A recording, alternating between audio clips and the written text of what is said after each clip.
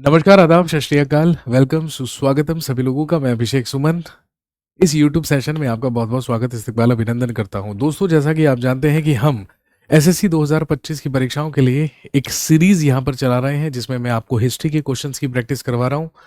आइए, आज मेरे पास मॉडर्न इंडिया या आधुनिक भारत से 2 टॉपिक से रिलेटेड कुछ क्वेश्चंस हैं, जो कि एसएससी की विभिन्न परीक्षाओं में पूछे गए हैं।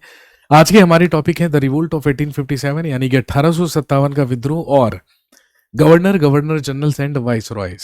तो चलिए देखते हैं एसएससी ने इन टॉपिक्स से रिलेटेड क्या क्या सवाल पूछे हैं। सबसे पहला क्वेश्चन इस सेशन का आपकी स्क्रीन पर ये रहा। With reference to sepoy mutiny of 1857 on which of the following dates did the soldiers at Meerut start their journey to Delhi. 1857 के सिपाही विद्रोह के संदर्भ में निम्नलिखित में से किस तारीख को मेरठ के सैनिकों ने दिल्ली के लिए अपनी यात्रा शुरू की। दोस्तों, आप जानते हैं कि अगर हम रिवोल्ट ऑफ 1857 की बात करें या 1857 के विद्रोह की बात करें, इसकी सबसे पहली घटना, इसका फर्स्ट इंसिडेंट कब घटित हुआ? 29 मार्च 1857 को।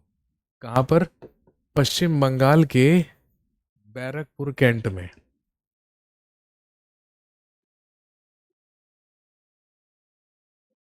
बैरकपुर छावनी में। जब बैरकपुर छावनी में 34वीं नेटिव इन्फेंट्री के ही एक सैनिक के द्वारा, जिसका नाम था मंगल पांडे के द्वारा ही चर्बी युक्त कारतूसों का इस्तेमाल करने से मना कर दिया, जो कि 1857 की क्रांति होने का सबसे महत्वपूर्ण तत्कालिक कारण था।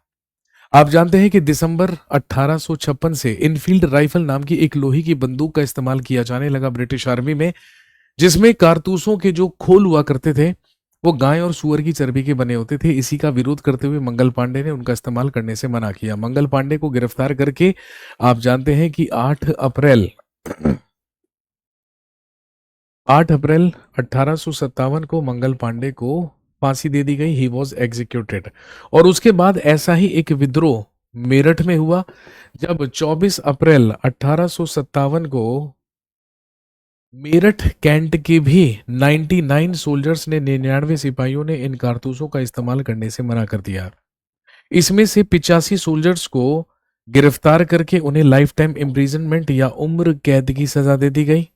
और जब ऐसा हुआ तो आप जानते हैं कि 10 मई 1857 की ही रात को मेरठ के काली पलटन नामक स्थान से इस विद्रोह की शुरुआत हुई और सारे के सारे विद्रोही हाथों में मशाले लेकर निकल पड़े दिल्ली की तरफ और अगले ही दिन पहुंचे दिल्ली के रेड फोर्ट, दिल्ली के लाल किले, जब वहां पर भारत का मुगल बादशाह शासन कर रहा था, बहादुर शाह सेकंड या बहादुर शाह जफर। तो the right answer for this question is 10th में, दैट इज ऑप्शन ए। अगला सवाल। The revolution of 1857 started in May from which of the following cantonments in India.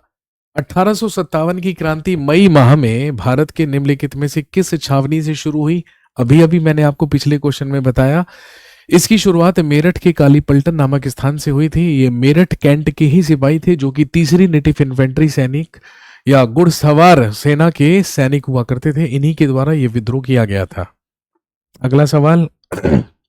When did the first war of independence या Indian independence सेपॉय mutiny start?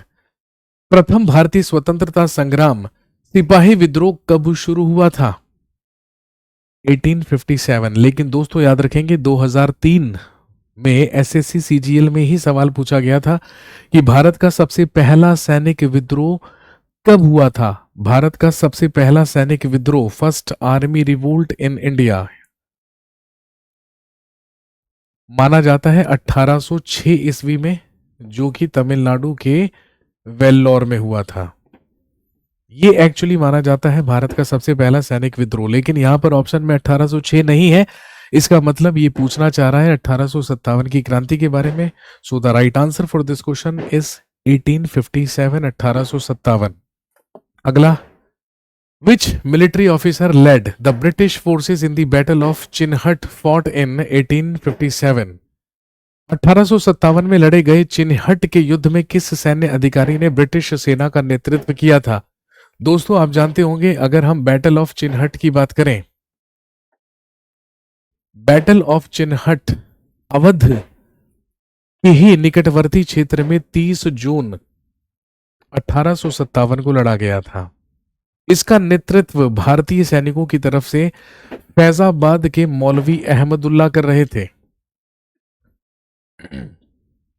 मौलवी अहमदुल्ला के द्वारा इसका नेतृत्व किया गया था। और अगर ब्रिटिशर्स की बात करें तो ब्रिटिशर्स की तरफ से ब्रिटिश अधिकारी हेनरी लॉरेंस हुआ करता था। इसमें मौलवी अहमदुल्ला के द्वारा अंग्रेजों को पराजित किया गया था। यह कहलाता है बैटल ऑफ चिन्हट या चिन्हट का युद्ध। अगला सवाल, post 1857 revolt, the Peel Commission was set up to give recommendations on dash reorganization of British India. 1857 के विद्रोह के बाद ब्रिटिश भारत के पुनर्गठन पर सिफारिशें देने के लिए पील आयोग की स्थापना की गई थी। ये पील आयोग किसके रीऑर्गेनाइजेशन या पुनर्स्थापना के लिए था? That was for military reorganisation. ये सैन्य पुनर्स्थापना के लिए इस आयोग का गठन किया गया था। कहने का मतलब 1857 की क्रांति के बाद ब्रिटिश आर्मी में ब्रिटिश सैनिकों की संख्या को बढ़ा दिया गया। और आगे चलकर आप जानते हैं लॉर्ड लिटन के समय में 1878 में एक आर्म्स एक्ट आया, शस्त्र अधिनियम आया, जिसके तहत भारतीयों को हथियार रखने पर पूरी तरीके से प्रतिबंध भी लगा दिया गया था। Option A is the right answer for this question. अगला देखेंगे, who among the following leaders led the revolt of 1857 in Bihar? निम्नलिखित नेताओं में से किसने बिहार में 1857 के विद्रोह का नेतृत्व किया था? ऑप्शन में है राजेंद्र प्रसाद, देवी सिंह, राजकुमार शुक्ल या कुंवर सिंह। तो हम सब जानते हैं कुंवर सिंह के द्वारा बिहार से विद्रोह किया गया था। मेरठ से विद्रोह करने वाला कदम सिंह, दिल्ली से विद्रोह करने वाला बहादुर शाह जफर, अंबाला से विद्रोह करने वाले राव तुलाराम, मथुरा से विद्रोह करने वाला देवी सिंह, कानपुर से विद्रोह करने वाले नाना साहब तात्या टोपे, झांसी से विद्रोह करने वाली रानी लक्ष्मीबाई, इलाहाबाद से विद्रोह करने वाले लियाकत अली, लखनऊ से विद्रोह करने वाली बेगम हजरत महल, फैजाबाद से विद्रोह करने वाले मौलवी अहमदुल्ला, गोरखपुर से विद्रोह करने वाले गजोधर सिंह, बिहार से विद्रोह करने वाले कुंवर सिंह और बरेली से विद्रोह करने वाले खान बहादुर। महत्वपूर्ण नेता जिन्होंने विद्रोह किए थे। नाना साहब, a rebel at Kanpur was the son of which of the following Peshwas? नाना साहब जिनका वास्तविक नाम धोंदू पंत हुआ करता था। आपसे पूछा गया है धोंदू पंत किसके पुत्र थे? तो हम सब जानते हैं मराठाओं का अंतिम पेशवा हुआ बाजीराव सेकंड, बाजीराव द्वितीय। और बाजीराव द्वितीय के ही दत्तक पुत्र, गोद लिए हुए पुत्र हुआ करते थे नाना साहब पेशवा, जिनका वास्तविक नाम धोंदू पंत था। Next, which Mughal ruler contributed in the revolt of 1857? 1857 के विद्रोह में किस मुगल शासक का योगदान था? तो हम सब जानते हैं बहादुर शाह सेकंड, बहादुर शाह जफर के द्वारा ही दिल्ली से विद्रोह किया गया था and he became the leader of the revolt of 1857। यही 1857 की क्रांति के नेता भी बनाए गए थे। और साथ में बहादुर शाह जफर का सेनापति भी विद्रोह कर रहा था अंग्रेजों के खिलाफ, जिसका नाम था बख्त खान। आसान सा सवाल है, अगला देखेंगे। The sepoys of Meerut arrived at the gates of Red Fort to meet the Mughal emperor Bahadur Shah on dash. Meerut के सिपाही मुगल सम्राट बहादुर शाह से मिलने के लिए लाल किले के द्वार पर पहुंचे कब? अभी पहले क्वेश्चन में मैंने आपको बताया विद्रोह की शुरुआत मेरठ कैंट से 10 मई 1857 को हुई। सारे के सारे विद्रोही हाथों में मशाले लेकर दिल्ली के लिए निकल पड़े और अगले दिन 11 मई 1857 को पहुंचे दिल्ली के लाल किले और वहीं पर मुगल ध्वज फहराकर उन्होंने भारत का मुगल सम्राट, मुगल बादशाह बहादुर शाह जफर को घोषित किया और बहादुर शाह जफर को ही इस विद्रोह का नेता घोषित कर दिया गया।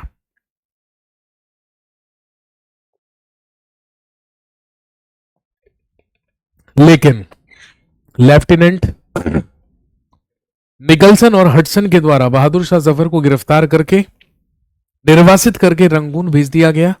और आप जानते हैं भारत से मुगल साम्राज्य का अंत ही 1857 में हुआ, इसीलिए बहादुर शाह जफर ही कहलाता है अंतिम मुगल सम्राट। अगला, whose proclamation of November 1st 1858 declared that thereafter India would be governed by and in the name of the British monarch through a secretary of state? 1 नवंबर 1858 को किसके घोषणा पत्र में यह घोषित किया गया था कि उसके बाद भारत का शासन ब्रिटिश सम्राट के नाम पर राज्य सचिव के माध्यम से होगा? तो हम सब जानते हैं इसको कहा जाता है प्रोक्लेमेशन ऑफ क्वीन विक्टोरिया, महारानी विक्टोरिया का घोषणा पत्र। Queen Victoria is the right answer. इसे 1 नवंबर 1858 को इलाहाबाद के मिंटो पार्क में पढ़ा गया पब्लिकली। और किसके द्वारा पढ़ा गया? भारत के गवर्नर जनरल के द्वारा। उस समय भारत का गवर्नर जनरल लॉर्ड कैनिंग हुआ करता था। इसे लॉर्ड कैनिंग के द्वारा ही पब्लिकली पढ़ा गया था 1 नवंबर 1858 को।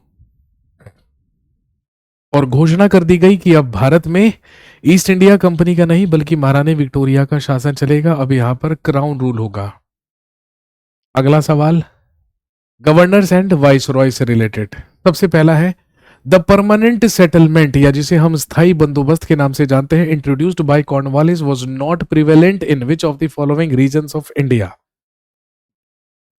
कॉर्नवालिस के द्वारा शुरू की गई स्थायी बंदोबस्त प्रणाली भारत के निम्नलिखित में से किस क्षेत्र में प्रचलित नहीं थी? आप जानते हैं 1793 में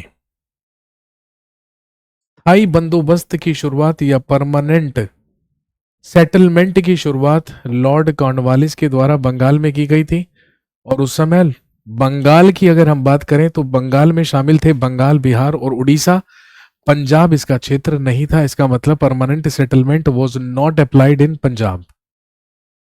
अगला सवाल Who among the following devised the system of subsidiary alliance? निम्नलिखित में से किसने सहायक गठबंधन की प्रणाली तैयार की थी? आप जानते हैं लॉर्ड वेलिजली बंगाल का गवर्नर जनरल बनकर आया 1798 से लेकर 1805 ईस्वी तक।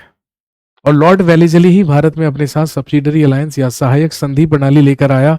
सहायक संधि को स्वीकार करने वाला सबसे पहला राज्य बना हैदराबाद। इसके बाद 1799 में चौथे आंग्ल मैसूर युद्ध के दौरान मैसूर की सहायक संधि हुई।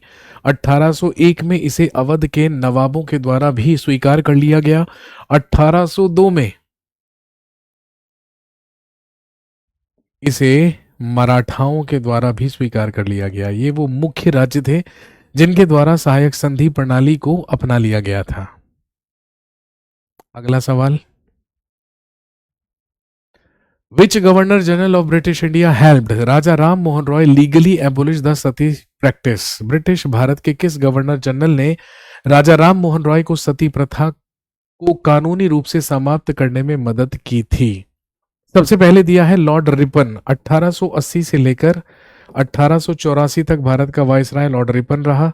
अगला दिया है लॉर्ड कर्जन। 1899 से लेकर 1905 तक भारत का वायसराय रहा। लॉर्ड कॉर्नवालिस 1786 से लेकर 1793 तक बंगाल का गवर्नर जनरल रहा।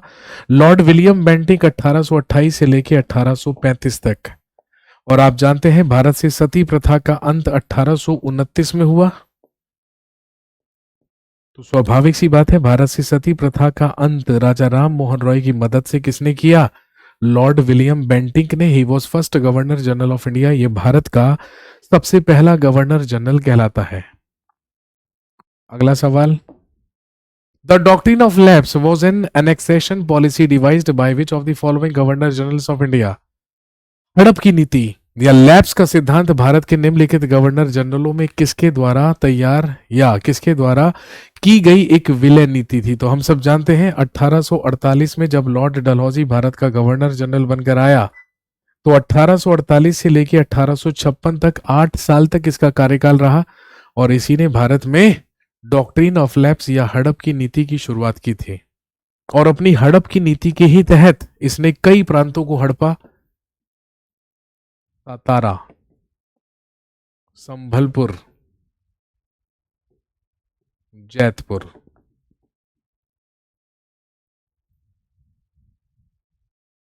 बघाट, उदयपुर, झांसी, नागपुर और सबसे लास्ट में अवध। अगर सबसे पहले पूछे तो महाराष्ट्र का सतारा, सबसे आखिरी में पूछे तो अवध। 1848 में सतारा को हड़पा और 1856 में अवध। वाजिद अली शाह उसमें वहां का नवाब हुआ करता था। Next, who asked James Rennell to prepare the map of Hindustan? James Rennell को हिंदुस्तान का नक्शा तैयार करने के लिए किसने कहा था? He was Robert Clive. आप जानते हैं 1757 से लेकर 1760 तक और फिर 1765 से लेकर 1767 तक बंगाल का सबसे पहला गवर्नर ही कौन हुआ? Robert Clive.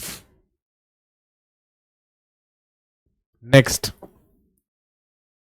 द दरोगा system in 1792 was introduced by whom among the following governor generals in India? अभी अभी मैंने आपको बताया कि 1786 से लेकर 1793 तक बंगाल का गवर्नर जनरल लॉर्ड कॉर्नवालिस रहा। इसी को भारतीय पुलिस सेवा का जनक भी कहते हैं, father of police service in India. इसी के द्वारा दरोगा प्रणाली की शुरुआत की गई थी क्योंकि वो 1792 में हुई है और इस समय बंगाल का गवर्नर जनरल लॉर्ड कॉर्नवालिस हुआ करता था। Next, who is called the father of local self government in India? Bharat में स्थायी स्वशासन का जनक किसे कहा जाता है? भारत में स्थानीय स्वशासन की शुरुआत 1882 में हुई और 1882 में हुई तो इसका मतलब स्वाभाविक सी बात है भाई, किसके कार्यकाल में हुई थी? उस समय भारत का वाइसराय लॉर्ड रिपन हुआ करता था 1880 से लेकर 1884 तक। अगर आपको केवल गवर्नर, गवर्नर जनरल्स और वाइसरॉयज के नाम और केवल उनके कार्यकाल भी याद है तो बहुत ही कम चांस होगा कि आप क्वेश्चन को गलत कर दें। आपका क्वेश्चन बिल्कुल ठीक होगा क्योंकि आधी से ज्यादा चीज क्वेश्चन में दी गई है, आपको तो केवल और केवल वाइसराय या गवर्नर का नाम पूछा है। अगला, विच of the following governor generals of British India was in favour of free press and repealed the press regulations of 1823? British Bharat के निम्नलिखित गवर्नर जनरलों में से कौन स्वतंत्र प्रेस के पक्ष में था और उसने 1823 में प्रेस विनियमों को निरस्त कर दिया था? अब याद रखिए, प्रेस का मुक्तिदाता, लिबरेटर ऑफ प्रेस किसे कहा जाता है? लॉर्ड चार्ल्स मेटकाफ को। 1835 से लेकर 1836 तक ये रहा भारत का सेकंड गवर्नर जनरल, दूसरा गवर्नर जनरल। अगला सवाल, in which year did Lord Dalhousie introduce the railway line in British India? तो हम सब जानते हैं 16 अप्रैल 1853 से भारत की सबसे पहली पैसेंजर ट्रेन लॉर्ड डलहौजी के ही द्वारा चलवाई गई थी जिसका नाम था ब्लैक ब्यूटी, जो कि 34 किलोमीटर के ट्रैक पर बंबई से लेकर ठाणे तक चलवाई गई थी।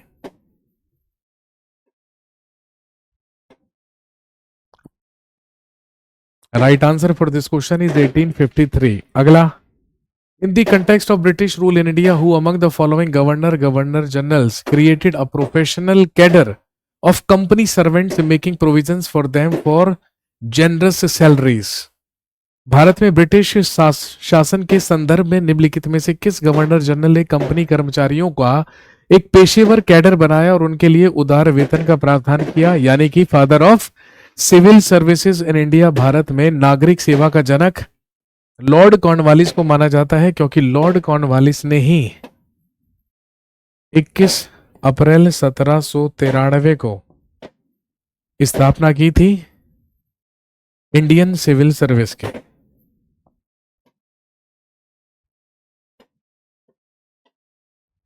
Next, whom did Lord Curzon entrust as architect for the Victoria memorial hall? Lord Curzon ने विक्टोरिया मेमोरियल हॉल के वास्तुकार का कार्य किसे सौंपा था? He was William Emerson. और आप जानते हैं 1906 से लेकर 1921 तक कलकत्ता में या कैलकटा में बनवाया गया विक्टोरिया मेमोरियल।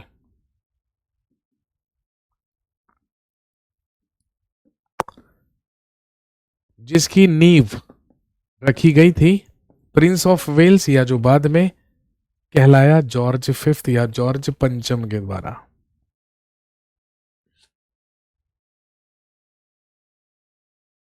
1921 में ये बनकर तैयार हुआ और 1921 से ही इसको पब्लिक के लिए खोल दिया गया। अगला सवाल, Who among the following was the Viceroy of British India when the Shimla Conference was held in 1945? अब 1945 में भारत का वायसराय कौन था ये पूछा गया है।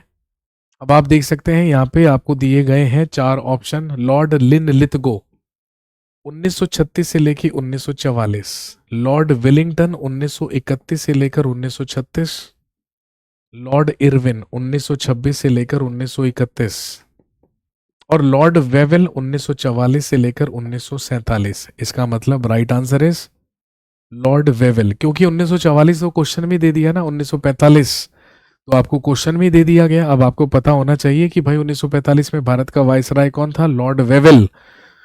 उस समय भारत का वायसराय हुआ करता था, यही तो 1945 में वेवेल प्लान लेकर आया था, वेवेल योजना। Next, match the list 1 with list 2। एक तरफ गवर्नर जनरल के नाम है और दूसरी तरफ उनके कार्यकाल। पहला है वॉरेन हेस्टिंग्स 1772 से 1785, बिल्कुल ठीक है। लॉर्ड कॉर्नवालिस 1786 से 1793, ठीक है। सर जॉन शोर 1793 से 98 और लॉर्ड वेलिजली 1798 से 1805, यानी कि 1 2 3 4 option C is the right answer. सीधे सीधे मैच हो रहा है, एक का 1, बी का 2, सी का 3 और डी का 4। Next, identify the incorrectly matched pairs of the British Governor Generals of India in the events with which they are associated। पहला है लॉर्ड डलहौजी रिवोल्ट ऑफ 1857, जी नहीं। 1857 का विद्रोह लॉर्ड कैनिंग के समय में हुआ था। Lord Auckland first Afghan war, ठीक है। लॉर्ड कैनिंग वुड्स डिस्पैच 1854, ये डलहौजी के समय में आया था। इसका मतलब पहला और तीसरा गलत है और हमें इनकरेक्ट ही पहचानना है। तो लीजिए, ऑप्शन सी में है only first and third are incorrect. Next, English as the official language of India for higher education was incorporated in the resolution formulation by. उच्च शिक्षा के लिए भारत की आधिकारिक भाषा के रूप में अंग्रेजी को डैश द्वारा प्रस्ताव निर्माण में शामिल किया गया था। तो याद कीजिए, मैकॉले मिनट्स 1835, लॉर्ड मैकॉले के द्वारा।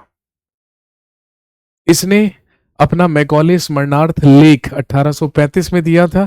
उसी के तहत उच्च शिक्षा में अंग्रेजी भाषा को शामिल किया गया, अनिवार्य किया गया।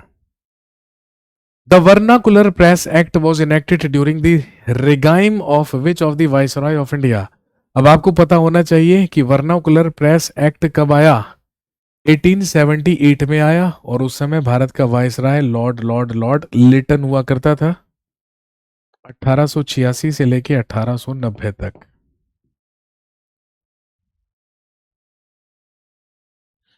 Next, who among the following signed a tripartite treaty on behalf of the British government to interfere the affairs of Afghanistan. निम्नलिखित में से किसने अफगानिस्तान के मामलों में हस्तक्षेप करने के लिए ब्रिटिश सरकार की ओर से त्रिपक्षीय संधि पर हस्ताक्षर किए। ये त्रिपक्षीय संधि 1838 में हुई थी, जिस समय पंजाब का शासक महाराजा रणजीत सिंह, अफगानिस्तान का शाह शुजा और भारत का गवर्नर जनरल उस समय लॉर्ड ऑकलैंड हुआ करता था। इसका कार्यकाल 1836 से लेकर 1842 तक रहा। ये वही आदमी है जिसने 1839 में शेषासुरी मार्ग का नाम बदलकर ग्रैंड ट्रंक रोड या जीटी रोड रखा था। Next, which of the following commissions was appointed by Lord Curzon to inquire into the working of the police administration. Lord Curzon ने पुलिस प्रशासन के कामकाज की जांच के लिए निम्नलिखित में से कौन सा आयोग नियुक्त किया था? That is known as Fraser commission, जो कि लॉर्ड कर्जन के ही कार्यकाल में 1902-3 ईस्वी में लाया गया था। इसे पुलिस कमीशन भी कहते हैं। Next, who among the following has been accused of committing the judicial murder of Raja Nand Kumar. निम्नलिखित में से किस पर राजा नंद कुमार की न्यायिक हत्या का आरोप लगाया गया था? तो हम सब जानते हैं, he was none other than Warren Hastings, एकमात्र गवर्नर जनरल जिस पर इम्पीचमेंट या महाभियोग लगाया गया वो कहलाता है वॉरेन हेस्टिंग्स। इसी के द्वारा गलत तरीके से कुशासन के आरोप लगाकर नंद कुमार को फांसी दी गई थी। फिर एडमंड बर्ग के द्वारा, ब्रिटिश पार्लियामेंट का एक मेंबर हुआ था, उसी के द्वारा इस पर इम्पीचमेंट लगवाया गया या महाभियोग लगवाया गया? Next, dash announce the bifurcation of the British Indian empire into a secular India and Islamic Pakistan.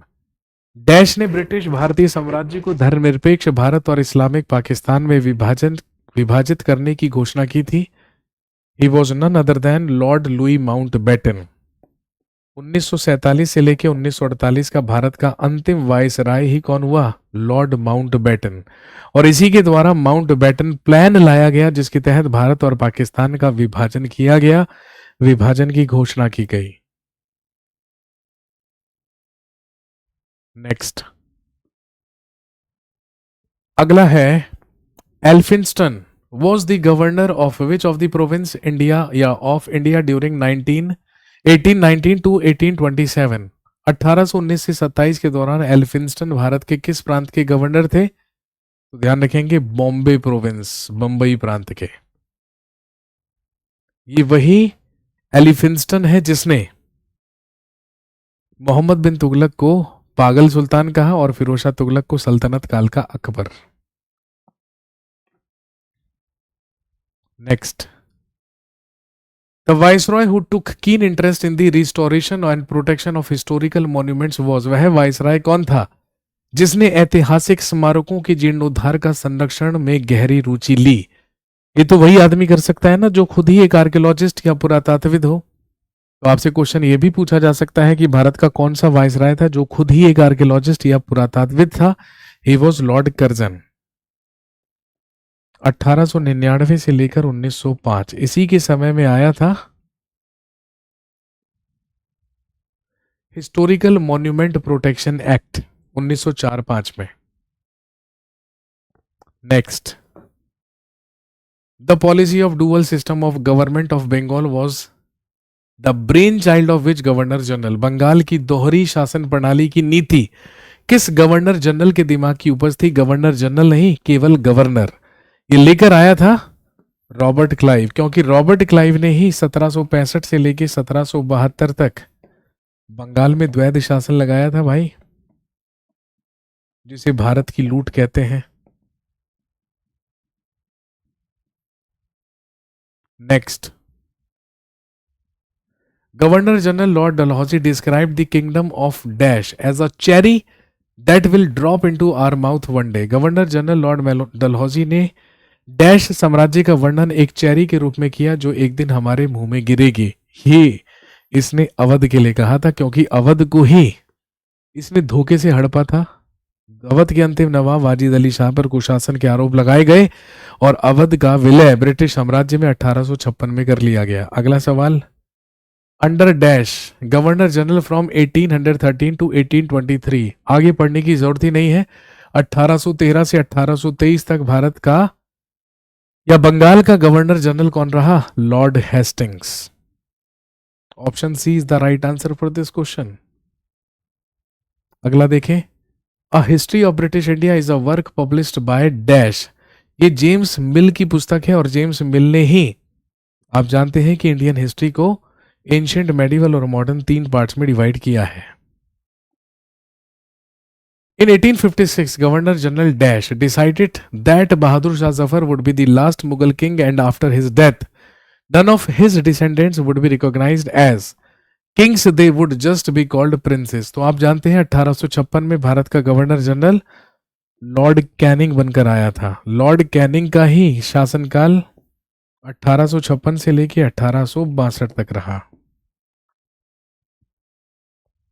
Next, Who among the following was the Viceroy of India during the formation of Indian National Congress? भारतीय राष्ट्रीय कांग्रेस के गठन के समय इनमें से भारत का viceroy कौन था? तो हम सब जानते हैं लॉर्ड डफरिन। 1884 से लेकर 1888 और कांग्रेस की स्थापना तो हम सब जानते हैं कब हुई? 28 दिसंबर 1885 में। क्वेश्चन गलत होने की गुंजाइश है ही नहीं, बिल्कुल आसान से सवाल है। Which of the following viceroys of British India took the first step to separate provincial finance from central finance and introduce financial decentralization in India in 1870? Year दिया हुआ है क्वेश्चन में तो बहुत आसान है बताना भाई साहब। 1869 से 72 तक लॉर्ड मेयो भारत का वायसराय हुआ, एकमात्र वायसराय जिसकी हत्या की गई, जिसका असैसिनेशन हुआ। पोर्ट ब्लेयर में शेर अली अफरीदी नामक एक अफगान के द्वारा इसकी हत्या कर दी गई थी। अगला, विच of the following statements is correct, निम्नलिखित कथनों में से कौन सा सही है। सबसे पहला देता है रॉबर्ट क्लाइव 1743 में 18 वर्ष की आयु में इंग्लैंड से मद्रास आए थे। बक्सर की लड़ाई के बाद ईस्ट इंडिया कंपनी ने भारतीय राज्यों में रेजिडेंट नियुक्त किए थे। क्वेश्चन नंबर 40 है, ये क्वेश्चन नंबर 40 है, जो कि हमें बताना है कि रॉबर्ट क्लाइव के संदर्भ में इनमें से कौन सा कथन सही है। तो हम सब जानते हैं ये दोनों के दोनों कथन बिल्कुल ठीक है, बोथ 1 and 2। अगला, which of the following British officers issued the infamous crawling order whereby Indians had to crawl on all four to pass an alley? निम्नलिखित में से किस ब्रिटिश अधिकारी ने कुख्यात क्रॉलिंग ऑर्डर जारी किया था जिसके तहत भारतीयों को गली से गुजरने के लिए चारों पैरों पर रेंगना पड़ता था। ये काम एक ही आदमी कर सकता है, नालायक जनरल डायर। ये जनरल डायर के द्वारा इशू किया गया था। Last question, which of the following viceroys of India addressed the Bengal famine of 1943 by ordering the army to distribute relief supplies to the starving rural Bengalis? Bharat के निम्नलिखित में से किस वायसराय ने 1943 के बंगाल अकाल को संबोधित करते हुए सेना को भूख से मर रहे ग्रामीण बंगालियों को राहत सामग्री वितरित करने का आदेश दिया था? तो आप जानते हैं 1943 में भारत का वायसराय कौन रहा होगा? लॉर्ड लिनलिथगो, क्योंकि इसी का कार्यकाल 1936 से लेकर 1944 तक था। Right answer for this question is option D, that is Lord Linlithgow. तो दोस्तों ये थे कुछ महत्वपूर्ण सवाल जो कि 1857 की क्रांति और भारत के गवर्नर, गवर्नर जनरल और वाइसरॉय से संबंधित थे। सेशन को शेयर कर दीजिए, चैनल को सब्सक्राइब कर दीजिए, नोटिफिकेशंस एनेबल कर दीजिए। अगले सेशन में मैं और कुछ इंपॉर्टेंट क्वेश्चंस मॉडर्न इंडिया से आपके लिए लेकर आऊंगा इस सीरीज में। तब तक के लिए thank you so much, have a nice day, शुक्रिया, धन्यवाद, जय हिंद।